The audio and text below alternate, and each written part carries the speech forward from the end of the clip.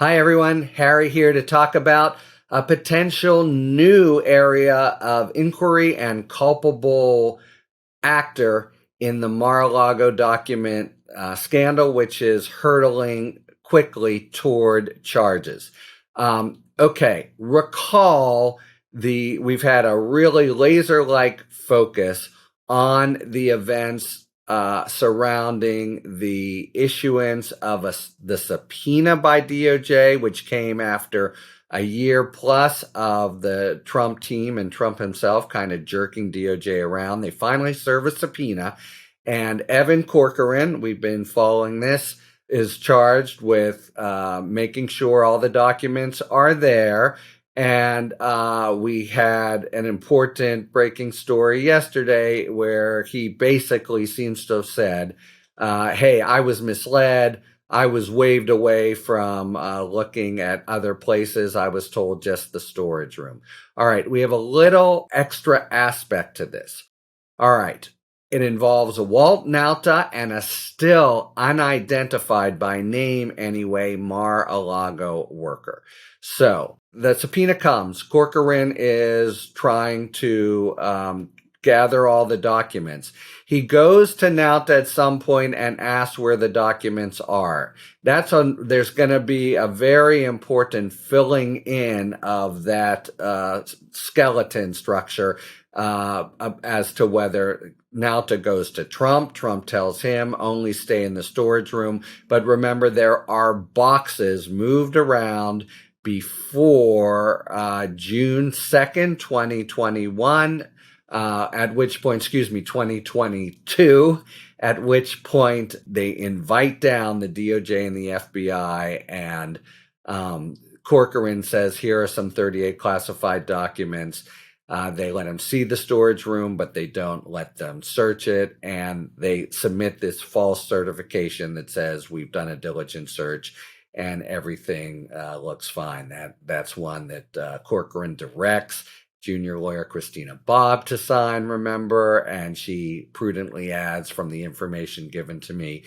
Anyway, a really laser focus that Smith, I think, already has stitched up is who exactly told Corcoran to look here and not there. And it's just, as many people have remarked, a lawyer worth his or her salt would be sure to have gotten it from the client, and maybe Corcoran did. But back to our unnamed worker at Mar-a-Lago. So Nauta is moving boxes in and out of the storage unit in the days before June 3rd. This is what the reports have called a dress rehearsal for the arrival of the FBI. I think that's really a misnomer. It's not as if they were, doing a rehearsal of the crime they would do under the FBI's nose. They were rather moving documents and boxes out and probably giving them to Trump, because when they come back eventually with the search warrant, there are many more. So moving boxes out and moving boxes in. And we have a guy just passing by. He knows good old Walt, who's doing some heavy lifting here, and he helps him, and that's his sort of whole role from what we've known to date. So he's a witness who can just say, here's what Walt did, etc. That's at least what we thought. The guy has counsel, and it now looks as if Smith is zeroing in on whether he got the full scoop from that guy. Why? Because of the new line of questioning we have learned about. After the FBI and DOJ visit on the 3rd and leave with the documents that Corcoran supplies, some 38 classified documents, there's a new subpoena for the surveillance records. So at Mar-a-Lago, they have cameras patrolling things. When that happens, it appears, or at least Smith is inquiring, Mr. Number 2, friend of Walt, whose name we don't know, goes to the IT guy and asks him, what do we do with our IT surveillance? And would they have a picture of this? And would they have a picture of that?